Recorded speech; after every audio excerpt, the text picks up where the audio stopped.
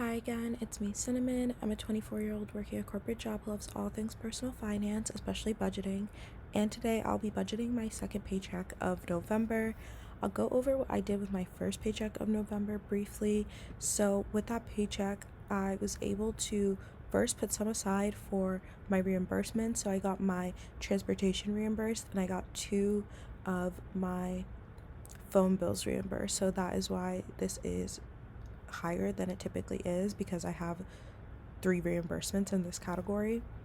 I was able to fully fill up my next month's holding category, so that is completely filled up, and I was able to put aside a bit to my sinking fund holding category. So I didn't even go over anything. My ready to aside amount right now is $4,066, and this is my net pay, so this is after taxes and after investments. I will recap what I put into taxes and investments. What I have to do with this paycheck is I have to fill up my holding.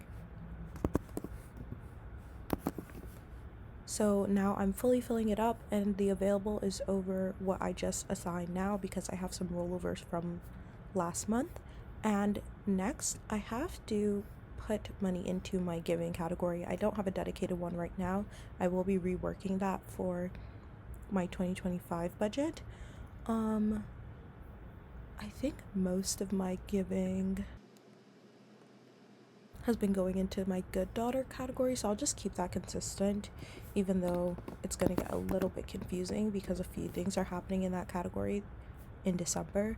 So I'm putting $1,500 towards giving.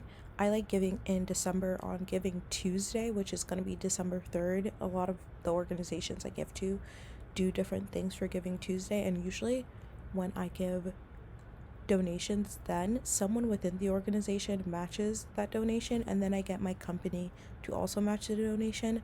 I don't know exactly how much my company matches. I'll have to review the policy. It doesn't really matter because it doesn't affect my finances in any way, but yeah, I think going forward I'm gonna keep pretty consistent with saving on my giving till December because it seems to have a lot of advantages with how much promotion mail I'm getting now with all of the matching that's done on Giving Tuesday. So that's that, and the rest will go into my investments. This will be investments in my brokerage account.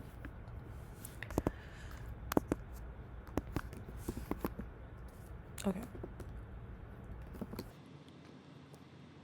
So that is on a high level everything I need to do with my budget, and I'm going to go category by category and clean some things up. And let's see, anything that's messy in this category, anything to call out. My commuting is a bit lower than I need, so how much is it underfunded? 1301, and that's not even how I wanted to do that. Let's actually just press underfunded and clean that up later. Transportation, I've spent a good amount in transportation because I ended up being more social than I planned again this month, but a lot of my socializing was strictly like networking related. So I went to 2 networking events pretty far from me, and that is why I spent a bit in transportation. Okay, what else? Eating out looks fine. What did I spend here? Oh yeah, I actually didn't do any shopping, but a pair of sweatpants I ordered during Labor Day just arrived, and they just charged me for it, so I totally forgot that this transaction would be coming up. I wish they just charged you for it at the beginning, but yeah, I had to cover some shopping expenses from the past. And social activities, been way more social than planned in terms of networking, but those networking events didn't cost me that much money. I actually only had to pay $12.50 for one ticket. The main reason this category is so high is because I will, pick up some meals for me and my boyfriend, and I always count them as social activities, and not in my food spending because it's not just my food. So yeah, there have been a few times that I've done that, and it's just really added up. So that is something else to think about for 2025's budget. Like, how do I want to separate that out a bit better? Okay, what else is looking crazy in my budget? I have 2 overspent categories. We'll definitely see them maybe when I get here Ooh, again, something super exciting is that I had to pay a little bit of money for stuff I was working on for my business. So I am building a software product. That is what all the networking has been about. And I was doing some testing with some APIs, and it was $5. Usually you can get free credits because I don't have high volume. But this company didn't give any free credits, and I really wanted to try their product and integrate it into mine. So I just paid the $5, and it's not bad at all, honestly. I'm like overreacting. It's actually exciting for me because I feel like it is a step in my money, really showing my values and my priorities. And again, for the 2025 budget, I'm like, how much am I really going to be putting into my business? Spoiler, I'm targeting about $12,000, but who knows? We'll see. Yeah, so let me cover that overspending as well.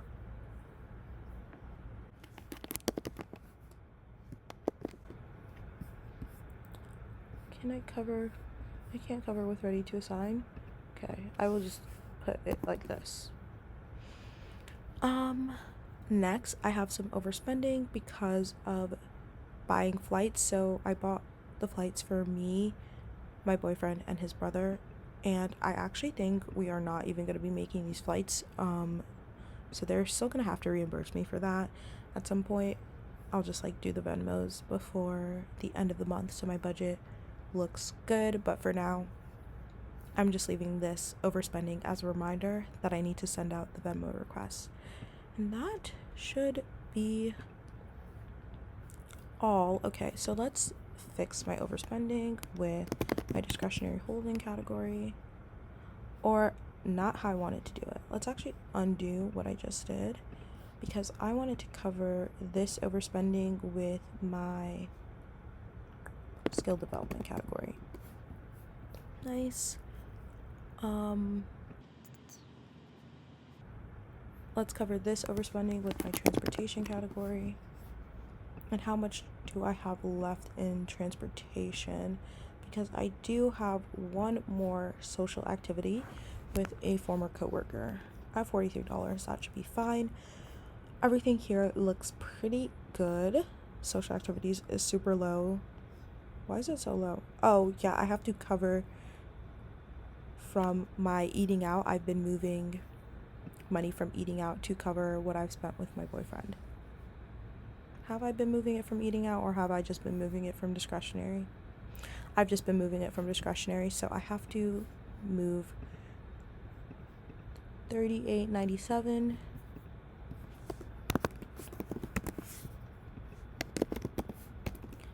And now I should have enough money for when I meet up with my friend, so that's good. Okay, let's look into my specific sinking funds. Driving lessons. I haven't spent any money in driving lessons, but I have been driving. I've been behind the wheel at least 3 times this month. I probably should not be admitting to that on camera because my learner's permit is technically expired still. And the DMV is booked up. So I have a DMV appointment, but it's super far away and I just didn't want to wait. But of course, I'm not on the road or anything. I'm only in parking lots, and I've passed like driving learner's permit tests at least 3 times at this point. So, hopefully you guys don't report me. I probably should not be saying this stuff. But yeah, I am getting pretty good at driving, and I'm so excited to get my license. Like, I think I will be able to do it. I have so much faith in myself now. So I still have this money set aside for driving lessons, but I actually don't think I'll end up spending this much, which is also exciting. But we'll leave it in this category for now. Where else do I want to move money to? Let me actually go to my budget plan just to recap. Okay. Everything's pretty much been to the plan. The one thing that is off from the plan is my stock payout. I don't know if I mentioned in my video the first time that this was not very clear to me because this is a promotion based stock payout. Like, different companies call it different things.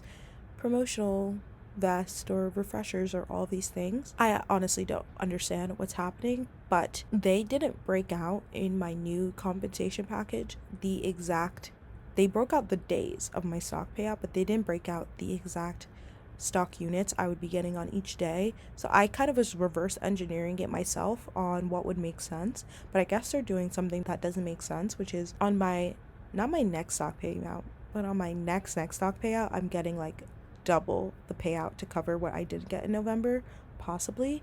I don't know if I'm still going to get this November one. I'm just putting it at 0 because I think it's 0, because if I'm not explaining this well, it's because I don't understand this well. And this was a question I even asked my manager, like, oh, do I get half of the stock units in November and then do I get the other half in February? Or, and he was like, yeah, I think that's how it works, even if it doesn't show up on your portal, which was crazy to me.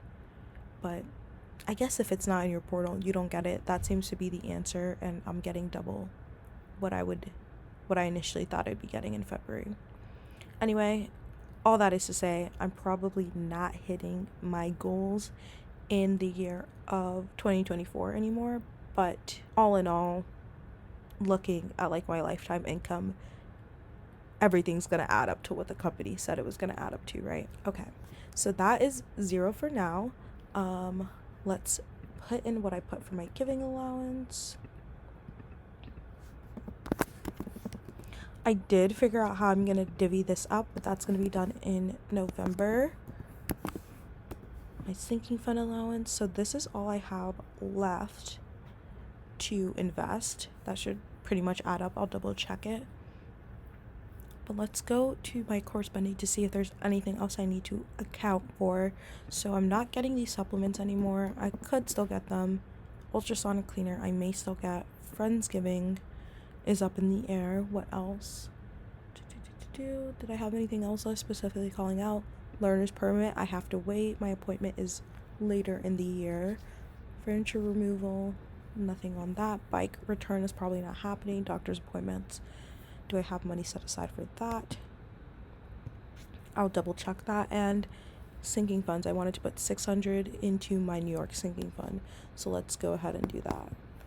Okay, do I have money set aside for the doctor? I do have 200 already set aside for the doctor, so let's just put 600 into my New York category, which I kind of don't like because it's gonna look like I'm covering the overspending when I'm not. So I'm gonna actually just put that in. I hate this. Okay, I'm just gonna put it in New York because that's the right way to do it. And I just have to remember to do the Venmos later. I'll probably just do it today so I don't forget. That is good. Okay. Let me flight Venmos.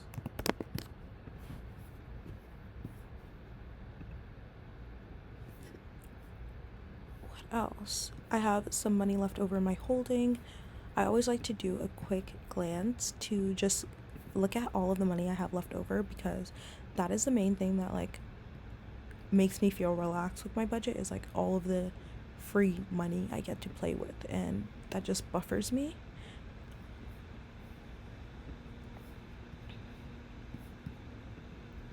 I think these would be my only buffer categories right now, and that is about $1,071 in buffering, so that's pretty good. I would like to have more. I know I definitely took like an unexpected $400 loss from not getting 2 of my reimbursements from work one time.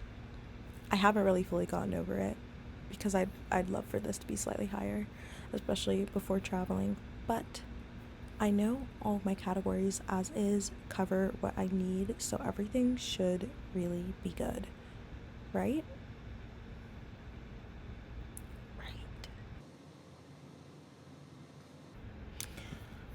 Okay, to close out, I'm just going to recap what I'm expecting to invest this month, and that is going to be